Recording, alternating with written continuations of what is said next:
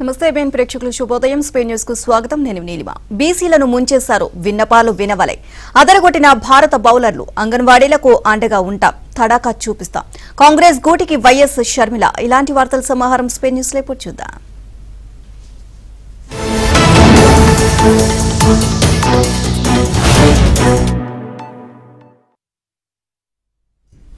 YCP సర్కార్పై TDP అధినేత చంద్రబాబు కీలక వ్యాఖ్యలు చేశారు. బీసీలను వైసీపీ నేతలు ముంచేశారని ధ్వజమెత్తారు. మంగళగిరి ఎన్టీఆర్ భవన్ లో జయహో బీసీ సదస్సు నిర్వహించారు. టీడీపీ ఆధ్వర్యంలో ఈ కార్యక్రమాన్ని చేపట్టారు. వెనుకబడిన వర్గాలను ఆర్థికంగా పైకి తీసుకొచ్చేందుకు టీడీపీ కృషి చేసింది అని చంద్రబాబు చెప్పారు. బీసీల ఆదాయం పెంచే మార్గాలను తాను సూచించాను అని గుర్తు చేశారు. టీడీపీ ప్రభుత్వ హయాంలో ఆదరణ కార్యక్రమంతో బీసీలను ఆదుకున్నామని అన్నారు. 90% సబ్సిడీతో లబ్దిదారులకు పరికరాలు అందజేశామని అన్నారు. 125 కులాలకు ఆర్థిక సాయం చేసిన ఘనత టీడీపీకే దక్కింది అన్నారు. టీడీపీ హయాంలో కోట్లాది రూపాయల బీసీల కోసం వెచ్చించాము అన్నారు. 4 ఏళ్లలో బీసీలకు ₹1 అయినా జగన్ ఇచ్చారా అని చంద్రబాబు ప్రశ్నించారు. కార్పొరేషన్లు పెట్టి నిధులు లేకపోతే లాభమేంటి అని ఆయన నిలదీశారు. కోట్లాది రూపాయలు విలువ చేసే పరికరాలను వైసీపీ ప్రభుత్వం గోదాముల్లో ఉంచింది అని ధ్వజమెత్తారు. వాటిని తప్పుపట్టేలా మార్చారు తప్ప పేదలకు పంపిణీ చేయలేదు అని ఆగ్రహం చెందారు. వైసీపీ ప్రభుత్వం వచ్చాక 34% ఉన్న స్థానిక సంస్థల రిజర్వేషన్లు 24% తగ్గించారని ఆక్షేపించారు. స్కిల్ డెవలప్మెంట్ సెంటర్లను రద్దు చేయడం అన్యాయమని అన్నారు. బీసీ భవనాలను కూడా పూర్తి చేయలేకపోయామని ధ్వజమెత్తారు. బీసీలకు ఏం చేశారని వైసీపీ నేతలను చంద్రబాబు ప్రశ్నించారు. ఎందుకీ వైసీపీ నేతల సాధికార యాత్రలని నిలదీశారు. అందరూ ఊహించినట్లే వైఎస్ షర్మిల కాంగ్రెస్ లో చేరారు. కాంగ్రెస్ లో వైటీపీని ఆమె విలీనం చేశారు. విలీన ప్రక్రియ సంతోషంగా ఉందని షర్మిల తెలియజేశారు. కాంగ్రెస్ అగ్రనేతలు ఏ బాధ్యత అప్పగించినా శక్తివంచన లేకుండా పనిచేస్తానని షర్మిల చెప్పారు. వైఎస్ఆర్ తన జీవితం అంతా కాంగ్రెస్ కోసమే పనిచేశారు అని అన్నారు. ఆయన అడుగుజాడల్లోనే తాను నడుస్తానని అన్నారు. దేశంలో అతిపెద్ద లౌకిక పార్టీగా కాంగ్రెస్ గుర్తింపు పొందింది అని ఆమె తెలియజేశారు. కేసీఆర్ వ్యతిరేక ఓటు చేయకూడదు అని తెలంగాణ ఎన్నికల్లో తాము పోటీ చేయలేదు అన్నారు. రాహుల్ గాంధీని ప్రధానిగా చూడడం వైఎస్ఆర్ కళ అని ఆమె పేర్కొన్నారు. అది నెరవేర్చడానికి మనస్ఫూర్తిగా పనిచేస్తాను అన్నారు. వైఎస్ షర్మిలకు ఏఐసీసీలో పదవి ఇస్తారా, ఏపీ కాంగ్రెస్ బాధ్యతలు అప్పగిస్తారా అనే దానిపై జోరుగా ఊహాగానాలు కొనసాగుతున్నాయి. సార్వత్రిక ఎన్నికలకు వైసీపీ సమాయత్తమవుతోంది. ధీటైన అభ్యర్థుల కోసం అన్వేషిస్తుంది. 2 విడతలుగా ఇప్పటికే 35 మంది అసెంబ్లీ ఇన్ఛార్జీలను, 3 లోక్సభ ఇన్ఛార్జీలను వైసీపీ నియమించింది. మరో 140 అసెంబ్లీ, 22 లోక్సభ స్థానాలకు సమర్థులైన అభ్యర్థుల కోసం అన్వేషిస్తుంది. అందుకోసం విజయసాయిరెడ్డి, వైవి సుబ్బారెడ్డి, అయోధ్య రామిరెడ్డి, వేమిరెడ్డి ప్రభాకర్ రెడ్డితో పాటు మంత్రి బొత్స సత్యనారాయణ, సలహాదారు సజ్జల రామకృష్ణారెడ్డి కసరత్తు ప్రారంభించారు. దాదాపు 92 మంది వైసీపీ ఎమ్మెల్యేలపై ప్రజా వ్యతిరేకత నెలకొంది. వారి స్థానంలో కొత్త వారిని నియమించి ఎన్నికల్లో గెలవాలని జగన్ భావిస్తున్నారు. అయితే ధీటైన అభ్యర్థులు దొరకడం లేదు అని వైసీపీ వర్గాలు చెబుతున్నాయి. లోక్సభ అభ్యర్థులకు తీవ్ర కొరత నెలకొంది. అరకు ఎంపీ మాధవి స్థానంలో పాడేరు ఎమ్మెల్యే భాగ్యలక్ష్మిని ఇన్ఛార్జిగా నియమించారు. గోరంట్ల మాధవ్ స్థానంలో బళ్ళారి బీజేపీ నేత శ్రీరాములు సోదరి శాంతను తీసుకొచ్చారు. తలారి రంగయ్యను కళ్యాణదుర్గం ఇన్ఛార్జిగా నియమించారు. వంగ గీతను పీఠాపురం, మార్గాని భరత్ ను రాజమండ్రి సిటీ ఇన్ఛార్జీలుగా నియమించారు. మిగతా స్థానాల్లో ఆర్థిక బలం ఉన్న అభ్యర్థులు వైసీపీకి దొరకడం లేదు. ప్రభుత్వ చీఫ్ విప్ ముదునూరు ప్రసాద్ రాజు, కనిగిరి ఎమ్మెల్యే బుర్రా మధుసూదన్ యాదవ్ తాజాగా ధనుంజయ రెడ్డి, సజ్జల రామకృష్ణారెడ్డితో భేటీ అయ్యారు. జగన్ లేని సమయంలో వీరిద్దరూ భేటీ కావడం రాజకీయ వర్గాల్లో హాట్ టాపిక్ గా మారింది. తెలంగాణ మాజీ సీఎం కేసీఆర్ ను ఏపీ సీఎం జగన్ పరామర్శించారు. కేసీఆర్ ఆరోగ్య పరిస్థితిపై ఆరా తీశారు. త్వరగా కోలుకొని ప్రజాక్షేత్రంలోకి రావాలని జగన్ ఆకాంక్షించారు. కేసీఆర్ గత నెలలో సిద్దిపేట జిల్లా ఎర్రవల్లిలోని ఫామ్ హౌస్ లో జారిపడడంతో తుంటి ఎముక విరిగిపడింది. వైద్యులు శస్త్రచికిత్స చేసుకున్న కేసీఆర్ ను జగన్ పరామర్శించారు. ప్రత్యేక విమానం ద్వారా హైదరాబాద్ చేరుకున్న ఆయనకు బేగంపేట విమానాశ్రయంలో బీఆర్ఎస్ ఎమ్మెల్యేలు ప్రశాంత్ రెడ్డి, పల్లా రాజేశ్వరరెడ్డి స్వాగతం పలికారు. అక్కడి నుంచి ఆయన బంజారాహిల్స్ నందినగర్ లోని కేసీఆర్ నివాసానికి చేరుకున్నారు. బీఆర్ఎస్ కార్యనిర్వాహక అధ్యక్షుడు కేటీఆర్ ఆయన్ను ఆలింగనం చేసుకుని స్వాగతం పలికారు. మాజీ మంత్రులు తలసాని, మహమ్మద్ అలీ, ఎంపీ జోగినపల్లి సంతోష్ కుమార్, ఎమ్మెల్యేలు దానం నాగేందర్, ముఠా గోపాల్, కౌశిక్ రెడ్డి, మాజీ ఎమ్మెల్యేలు జీవన్ రెడ్డి, బాల్క సుమన్, చిరుమర్తి లింగయ్య తదితరులు జగన్ కు స్వాగతం పలికారు. అనంతరం జగన్ కేసీఆర్ ను కలిశారు. కేసీఆర్ కు పుష్పగుచ్చం అందించారు. దాదాపు గంట సేపు కేసీఆర్ తో మాటామంతి జరిపారు. ప్రమాదం జరిగిన తీరు, ఆరోగ్య పరిస్థితిని జగన్ అడిగి తెలుసుకున్నారు. అనంతరం వారిద్దరూ ప్రత్యేకంగా 45 నిమిషాల పాటు వివిధ అంశాలపై చర్చించారు.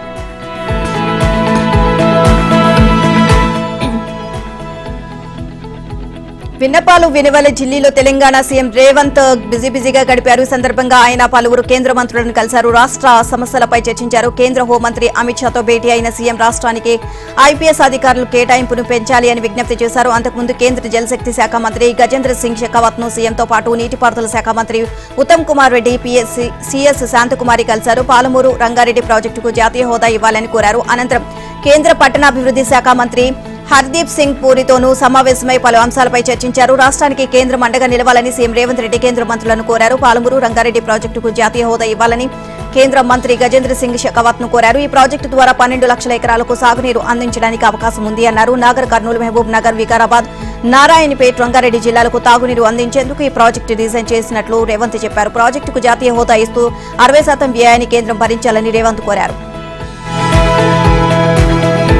అంగన్వాడీలకు అండగా ఉంటామని నారా భువనేశ్వరి భరోసా ఇచ్చారు. శ్రీకాకుళం జిల్లాలో నిజం గెలవాలి యాత్ర కొనసాగించారు. చంద్రబాబు అరెస్టుతో మనస్తాపానికి గురై మృతి చెందిన వారి కుటుంబాలను ఆమె పరామర్శిస్తున్నారు. తొలుత హెచ్ఎల్ నియోజకవర్గం సిగడం మండలం దవళపేట వెళ్లారు. అక్కడ పోలిట్ బ్యూరో సభ్యుడు కళా వెంకట్రావు ఆధ్వర్యంలో గ్రామస్తులు ఆమెకు ఘన స్వాగతం పలికారు. దవళపేటకు చెందిన టీడీపీ కార్యకర్త కంచురాన ఆశ్రీనాయుడు గుండెపోటుతో మృతి చెందడంతో ఆయన కుటుంబాన్ని భువనేశ్వరి పరామర్శించారు. మృతుడి భార్య అరుణ్ కుమారికి 3 లక్షల చెక్ను అందజేశారు. పార్టీ తరపున కుటుంబానికి అండగా ఉంటామని భరోసా ఇచ్చారు. అనంతరం పార్వతీపురం, మన్యం జిల్లాలో భువనేశ్వరి పర్యటించారు. పాలకొండ నియోజకవర్గం భామిని మండలంలో యాత్ర కొనసాగించారు. అక్కడ నారా భువనేశ్వరిని అంగన్వాడీలు కలిశారు. సమస్యల పరిష్కారానికి చొరవ తీసుకోవాలని కోరుతూ అంగన్వాడీలు వినతి పత్రం అందజేశారు. చంద్రబాబుకు మహిళలంటే గౌరవం అని భువనేశ్వరి చెప్పారు. రాష్ట్రం ఆర్థిక ఇబ్బందులు ఉన్నప్పుడే అంగన్వాడీలకు వేతనాలు పెంచారని భువనేశ్వరి గుర్తు చేశారు. అంగన్వాడీ సమస్యలను చంద్రబాబు దృష్టికి తీసుకువెళ్తానని హామీ ఇచ్చారు. టీడీపీ అధికారంలోకి వచ్చాక అంగన్వాడీ సమస్యలు పరిష్కరించాలని కోరుతానని హామీ ఇచ్చారు. చంద్రబాబు అక్రమ అరెస్టును తట్టుకోలేక మృతి చెందిన భామిని మండలం బిల్లుమడకు చెందిన విశ్వనాథం కుటుంబ సభ్యులను భువనేశ్వరి పరామర్శించారు. విశ్వనాథం కుటుంబానికి 3 లక్షల ఆర్థిక సాయం అందించారు. బాధిత కుటుంబానికి ఎల్లవేళలా అండగా ఉంటానని భరోసా ఇచ్చారు. అనంతరం భువనేశ్వరి విశాఖపట్నం వెళ్లారు. వచ్చే ఎన్నికల్లో తమ తడాకా ఏమిటో చూపిస్తాము అన్నారు అంగన్వాడీలు. అంగన్వాడీల ఆందోళన ఉధృతమవుతుంది. ర్యాలీలు, ధర్నాలు, భిక్షాటనతో ఉద్యమం హోరెత్తుతుంది. అంగన్వాడీల నిరావాధిక సమ్మె 24వ రోజు దాటింది. తమ న్యాయమైన డిమాండ్లు పరిష్కరించే వరకు అంగన్వాడీలు ఉద్యమాన్ని కొనసాగిస్తామని అంటున్నారు. నేటి నుంచి 24 గంటలు రిలే నిరాహార దీక్షలు చేస్తామని అన్నారు. పలు చోట్ల చెవిలో పూలు పెట్టుకుని మోకాళ్ల మీద నిలబడి, ఒంటికాళ్ల మీద నిలబడి అంగన్వాడీలు నిరసన తెలియజేశారు. తమ డిమాండ్లు నెరవేర్చే వరకు తగ్గేది లే అంటున్నారు. మాట ఇచ్చి మడమ తిప్పారని జగన్పై అంగన్వాడీలు ధ్వజమెత్తారు. బెదిరింపులకు పాల్పడితే ఎన్నికల్లో దిమ్మ తిరిగే షాక్ ఇస్తామని హెచ్చరిస్తున్నారు. ఆర్థిక మంత్రి బుగ్గన రాజేంద్రనాథ్ రెడ్డిని అంగన్వాడీలు అడ్డుకున్నారు. అంగన్వాడీలకు మద్దతు తెలిపిన సిఐటియు నాయకులపై పోలీసులు కేసులు నమోదు చేశారు. తమ డిమాండ్ల సాధనకు పోరాటం కొనసాగిస్తామని అంగన్వాడీలు తేల్చి చెప్పారు. అనంతపురం జిల్లా కళ్యాణదుర్గంలో అంగన్వాడీలు వినూత్న నిరసన తెలియజేశారు. తమ కుటుంబాలకు ఏం పెట్టి పోషించాలి అని వారు ప్రశ్నించారు. రానున్న ఎన్నికల్లో వైసీపీకి మహిళా శక్తి ఏంటో చూపిస్తామని వార్నింగ్ ఇచ్చారు. ప్రకాశం జిల్లా మార్కాపురం సబ్ కలెక్టర్ కార్యాలయం ఎదుట అంగన్వాడీ కార్యకర్తలు, ఆయాలు వినూత్న రీతిలో నిరసన తెలియజేశాయి. తమకు ఇచ్చిన హామీలను వెంటనే అమలు చేయాలని డిమాండ్ చేశారు. మోకాలపై నిలబడి నిరసన తెలియజేశారు. తూర్పుగోదావరి జిల్లా ఉండ్రాజవరం తహసీల్దార్ కార్యాలయం వద్ద అంగన్వాడీలు ఆందోళన చేపట్టారు. అంగన్వాడీలు పేరడి పాటలు పాడారు. జగనన్న మోసగించాడు అంటూ వారు పాట పాడి ఆవేదన వ్యక్తం చేశారు. టీడీపీ జాతీయ ప్రధాన కార్యదర్శి నారా లోకేష్ ఆసక్తికర వ్యాఖ్యలు చేశారు. అభ్యర్థులు పారిపోయినా, సీట్లు మార్చినా మునిగిపోయే వైసీపీ నావను ఏ శక్తి కాపాడలేదు అని వ్యాఖ్యానించారు. ఈ మేరకు ఆయన ట్వీట్ చేశారు. ప్రజా ఆగ్రహానికి గురైన వైసీపీ ఎమ్మెల్యేలు, ఎంపీలు పరారీలో ఉన్నారని అన్నారు. ఇప్పటి వరకు 35 మంది తమ సొంత నియోజకవర్గాల్లో పోటీ చేసేందుకు భయపడి పారిపోయారు అని ఎద్దేవా చేశారు. వైసీపీలో ఓటమి భయం ప్రారంభమైంది అన్నారు. మరో 50 మంది వైసీపీ ఎమ్మెల్యేలు తమ సొంత స్థానాల్లో పోటీ చేసేందుకు విముఖత చూపుతున్నారు అని చెప్పారు. 2024లో ఇక జగన్ అధికారంలోకి రారని తేల్చి చెప్పారు. ఆంధ్రప్రదేశ్ బై బై జగన్ అంటోంది అని లోకేష్ పేర్కొన్నారు. దక్షిణ మధ్య రైల్వే కీలక నిర్ణయం తీసుకుంది. సంక్రాంతికి మరిన్ని రైళ్లు నడపాలని నిర్ణయం తీసుకుంది. సంక్రాంతి ప్రయాణికుల రద్దీని దృష్టిలో పెట్టుకుని దక్షిణ మధ్య రైల్వే నిర్ణయం తీసుకుంది. Secunderabad Kakinada town, Kakinada town to Secunderabad route లో ప్రత్యేక రైళ్లు నడుపుతారు. Hyderabad to Kakinada town, Kakinada town to Hyderabad మార్గాల్లో ప్రత్యేక సర్వీసులు నడుపుతారు. జనవరి 11 నుంచి 13వ తేదీల మధ్య ఈ రైళ్ల రాకపోకలు ఉంటాయి. దీనిపై రైల్వే అధికారులు ఒక ప్రకటన కూడా విడుదల చేశారు. బీఆర్ఎస్ పై భగ్గుమన్నారు మంత్రి శ్రీధర్ బాబు. ఓడిన బీఆర్ఎస్ నేతల్లో మార్పు లేదని విమర్శించారు. మంత్రి సీతక్కతో కలిసి ఆయన మీడియాతో మాట్లాడారు. మార్పు కావాలని ప్రజలు తీర్పు ఇచ్చినా బీఆర్ఎస్ నేతల్లో బుద్ధి రాలేదు అన్నారు. కాంగ్రెస్ ప్రభుత్వం ఏర్పడిన మరుసటి రోజే నుంచి 2 హామీలు అమలు చేసింది అన్నారు. కేసీఆర్ రెండోసారి గెలిచాక 2 నెలల వరకు మంత్రులు కూడా లేరని ఎద్దేవా చేశారు. మంత్రులు లేకుండా 2 నెలల పాటు పాలించారని ధ్వజమెత్తారు. బీఆర్ఎస్ ప్రభుత్వం తెలంగాణ ప్రజలను అవమానిస్తూ పాలించారు అని ఆయన విమర్శించారు. ఆర్టీసీ బస్సులో మహిళలకు ఇప్పటికే 6.50 కోట్ల జీరో టికెట్లు జారీ అయ్యాయి అని తెలియజేశారు. రాజు ఆరోగ్యశ్రీని 5 లక్షల నుంచి 10 లక్షలకు పెంచామని అన్నారు. నవ్విపోదురుగాక నాకేంటి అన్నట్లుగా బీఆర్ఎస్ నేతల వైఖరి ఉంది అన్నారు. కొత్త ప్రభుత్వం ఏర్పడిన 20 రోజులకే కేటీఆర్ అక్కసు వెలగక్కుతున్నారు అని శ్రీధర్ బాబు ధ్వజమెత్తారు. తమది గడిల పాలన కాదు, గల్లీ బిడ్డల పాలన అని మంత్రి సీతక్క అన్నారు. తమ ప్రభుత్వానికి వస్తున్న ప్రజాదరణ చూడలేకనే దుష్ప్రచారం చేస్తున్నారని ఆగ్రహం వ్యక్తం చేశారు. అధికారం లేకపోవడంతో బీఆర్ఎస్ నాయకులు బతకలేకపోతున్నారని విమర్శించారు. బీఆర్ఎస్ పార్టీ ఫ్యూడల్ పార్టీ అని సీతక్క ఆరోపించారు. బీఆర్ఎస్ నేతలు దోచుకున్నదంతా బయటకు వస్తుంది అని తెలియజేశారు. బంగారు తెలంగాణ పేరు చెప్పి అప్పులు తెలంగాణగా మార్చారు అన్నారు. సార్వత్రిక ఎన్నికలు సమీపిస్తుండటంతో కాంగ్రెస్ ఎత్తుకుపై ఎత్తులు వేస్తోంది. విజయం సాధించడానికి వ్యూహాత్మకంగా అడుగులు వేస్తోంది. మరో మహాయాత్రకు కాంగ్రెస్ సిద్దమవుతుంది. భారత్ జోడో యాత్ర తరహాలో మరో యాత్ర చేపట్టాలని నిర్ణయించింది. పార్టీ అగ్రనేత రాహుల్ గాంధీ నేతృత్వం వహించి ఈ యాత్రకు భారత్ జోడో న్యాయ్ యాత్ర అని నామకరణం చేసినట్లు కాంగ్రెస్ ప్రధాన కార్యదర్శి జయరాం రమేష్ తెలియజేశారు. ఏఐసీసీ అధ్యక్షుడు మల్లికార్జున ఖర్గే నేతృత్వంలో ఈ నిర్ణయం తీసుకున్నారు. భారత్ జోడో న్యాయ్ యాత్రకు ఇండియా కూటమి నేతలందరినీ ఆహ్వానిస్తున్నట్లు కాంగ్రెస్ నేతలు తెలియజేశారు. జనవరి 14న ప్రారంభమయ్యే ఈ యాత్ర మార్చి 30న ముగుస్తోంది. 66 రోజుల పాటు 15 రాష్ట్రాల్లో రాహుల్ పర్యటిస్తారు. 110 జిల్లాల మీదుగా యాత్ర సాగుతోంది. దాదాపు 6713 కిలోమీటర్ల పాటు యాత్ర చేస్తారు. దాదాపు 100 లోక్సభ స్థానాలు ఈ యాత్ర చేపడతారు. అన్ని వర్గాల వారితో రాహుల్ గాంధీ మాట్లాడతారని జయరాం రమేష్ వెల్లడించారు. మణిపూర్ రాజధాని ఇంఫాల్లో ప్రారంభమయ్యే ఈ యాత్ర అరుణాచల్ ప్రదేశ్, నాగాలాండ్, అస్సాం, మేఘాలయ, పశ్చిమ బెంగాల్, బీహార్, జార్ఖండ్, ఒడిశా, ఛత్తీస్గఢ్, ఉత్తరప్రదేశ్, మధ్యప్రదేశ్, రాజస్థాన్, గుజరాత్, మహారాష్ట్రలో సాగనుంది. న్యాయ్ యాత్ర ఎక్కువగా బస్సుల్లో సాగుతోంది. అక్కడక్కడ పాదయాత్ర ఉంటుంది అని కాంగ్రెస్ నేతలు తెలియజేశారు. గతంలో రాహుల్ గాంధీ కన్యాకుమారి నుంచి కశ్మీర్ వరకు 136 రోజుల పాటు 12 రాష్ట్రాల్లో యాత్ర కొనసాగింది. దాదాపు 4500 కిలోమీటర్ల దూరంలో రాహుల్ జోడో యాత్ర చేపట్టారు. రానున్న సార్వత్రిక ఎన్నికలపై ఏపీ బీజేపీ ఫోకస్ పెట్టింది. ఈసారి ధీటైన అభ్యర్థులను రంగంలోకి దించడానికి సిద్దమవుతుంది. అందుకోసం బీజేపీ నేతలు కసరత్తు కొనసాగుతుంది. విజయవాడ పార్టీ కార్యాలయంలో పదాధికారులు, ముఖ్య నేతలు సమావేశం జరిగింది. పార్టీ రాష్ట్ర అధ్యక్షురాలు పురంధేశ్వరి, జాతీయ కార్యదర్శి సత్యకుమార్, మరికొందరు ముఖ్య నేతలు సమావేశంలో పాల్గొన్నారు. సార్వత్రిక ఎన్నికల్లో పొత్తులు, ఇతర అంశాలపై నేతల అభిప్రాయాలు సేకరించారు. సమావేశం ముగిసిన తర్వాత పురంధేశ్వరి మీడియాతో మాట్లాడారు. జనసేన తమకు మిత్రపక్షమేనని అన్నారు.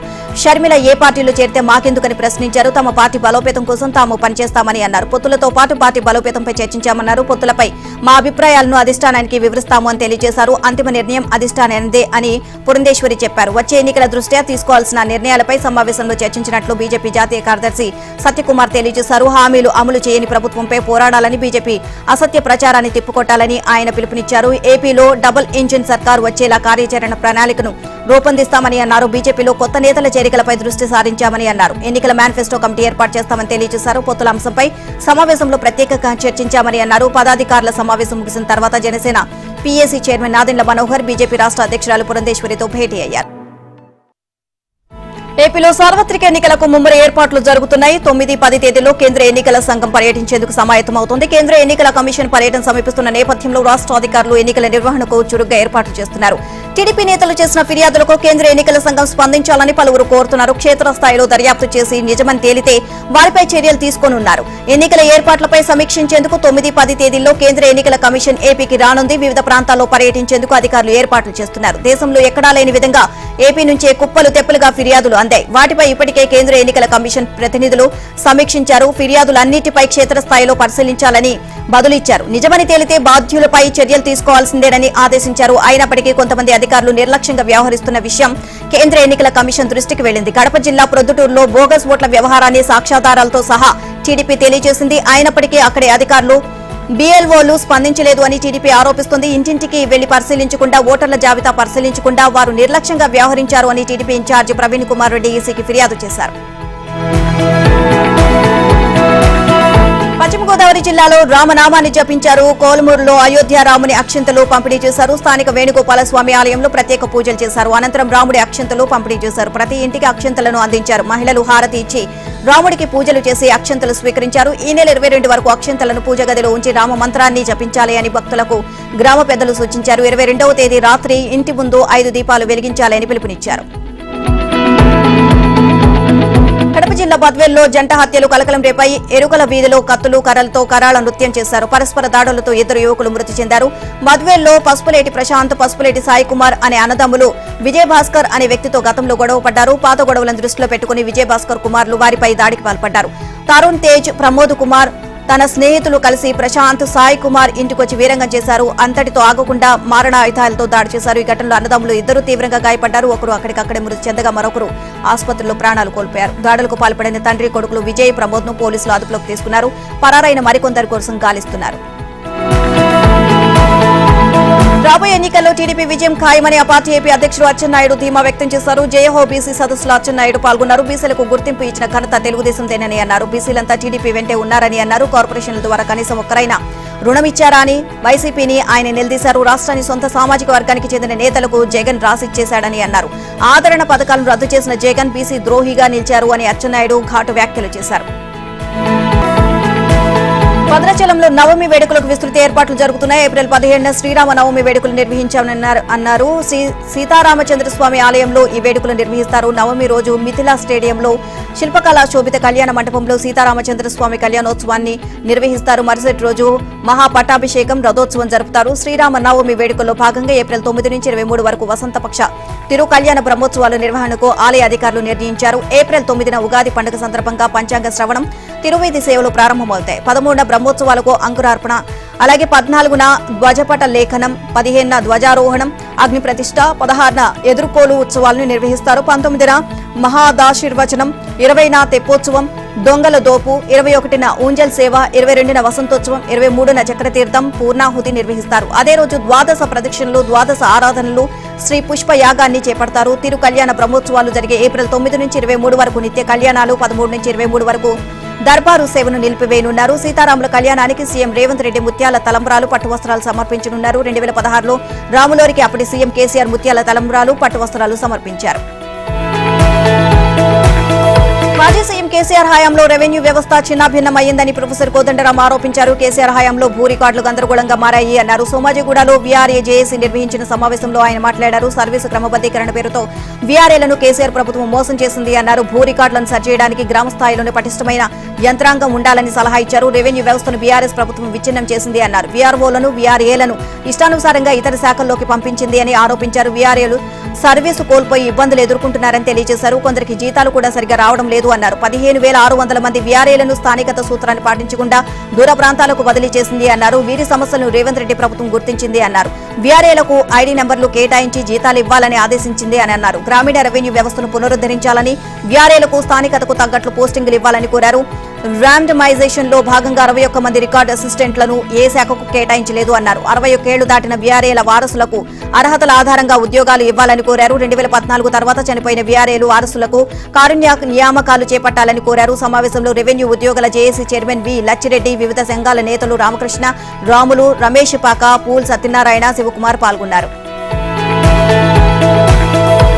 వైసీపీపై టీడీపీ సీనియర్ నేత కేశినేని చిన్ని వ్యంగ్యాస్త్రాలు సంధించారు. సీఎం జగన్ రెడ్డి వైసీపీ నియోజకవర్గ ఇన్ఛార్జీలను మార్చినంత మాత్రాన మార్పు రావు అన్నారు. చెత్తను మరో చోటికి మార్చినంత మాత్రాన చెత్త బంగారం అవ్వదు అన్నారు. ఎన్టీఆర్ జిల్లా తిరువూరులో ఈ నెల 7న రా కదిలేరా కార్యక్రమాన్ని నిర్వహిస్తామన్నారు. తిరువూరులో ఆ రోజు చంద్రబాబు పర్యటన ఉంటుంది అన్నారు. చంద్రబాబు బహిరంగ సభ ఏర్పాట్లను కేశినేని చిన్ని, నక్క ఆనందబాబు పరిశీలించారు. తమ సమస్యలను చంద్రబాబుకు చెప్పుకోవడానికి ప్రజలు ఎదురు చూస్తున్నారు అని చిన్ని చెప్పారు. వైసీపీ నుంచి ఎమ్మెల్యేలు, ఎమ్మెల్సీలు వేరే పార్టీలోకి తరలి వెళ్తున్నారు అని చెప్పారు. రాబోయే ఎన్నికల్లో జగన్ రెడ్డి ఇంటికి వెళ్లడం ఖాయం.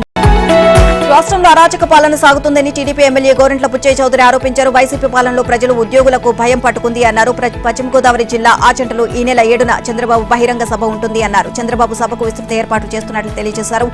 ఏర్పాట్లను regional coordinator Murali, MLA Gorantla Butchaiah Chowdary, Narsapuram parliament నియోజకవర్గ ఇన్ఛార్జి తోట సీతారామలక్ష్మి, మిగతా నేతలు పరిశీలించారు. ఉద్యమాలతో ఆంధ్రప్రదేశ్ గా మారింది అని బుచ్చయ్య చౌదరి ఎద్దేవా చేశారు. 7న జరగబోయే బహిరంగ సభలో చంద్రబాబు ఎన్నికల శంఖారావాన్ని పూర్తి చేస్తారని తెలియజేశారు. హామీలు అమల్లో సీఎం జగన్ రెడ్డి విఫలమయ్యారని ధ్వజమెత్తారు. చంద్రబాబు సభను విజయవంతం చేయాలని ఏలూరు పార్లమెంట్ నియోజకవర్గ టీడీపీ ఇన్ఛార్జి గన్నె వీరాంజనేయులు పిలుపునిచ్చారు.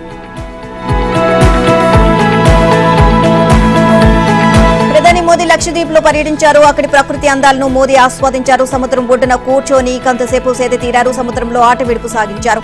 సముద్రంలో ఆయన స్కార్కెలింగ్ చేశారు. సముద్ర గర్భంలోని పగడపు దిబ్బలు, జీవరాశులను ప్రత్యక్షంగా వీక్షించారు. ఇందుకు సంబంధించిన ఫోటోలను ప్రధాని తన ఎక్స్ ఖాతాలో పోస్ట్ చేశారు. లక్షద్వీపుల సౌందర్యం, అక్కడి ప్రజల మమకారం తనను పరవశింపచేసింది అని మోదీ చెప్పుకొచ్చారు. ప్రకృతి అందాలు, ప్రశాంతమైన వాతావరణం తనను మంత్రముగ్ధులం చేసింది అన్నారు. 140 కోట్ల మంది భారతీయుల కోసం తను మరింత కష్టపడేలా లక్షద్వీప్ వాతావరణం సరికొత్త పాఠాలు నేర్పింది అన్నారు. సాహసాలు చేయాలనుకునేవారు లక్షద్వీప్ ను ఎంచుకోవాలని మోదీ సలహా ఇచ్చారు. లక్షద్వీప్ లో స్నార్కెలింగ్ కు ప్రయత్నించిన మోదీ ఆ చిత్రాలను షేర్ చేశారు. పగడపు దీవులు, చేపల ఫోటోలను పంచుకున్నారు. ఇది ఎంతో అద్భుతమైనవి అని పేర్కొన్నారు.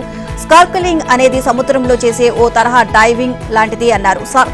స్కార్కెల్ అనే ట్యూబ్ డైవింగ్ మాస్క్ ను ముఖానికి ధరించి సముద్రం లోపల ఈత కొడతారని మోదీ సెలవిచ్చారు. ఈ స్కార్కిలింగ్ తో సముద్ర గర్భంలో పర్యావరణాన్ని, జీవరాశులను పరిశీలించినట్లు మోదీ తెలియజేశారు.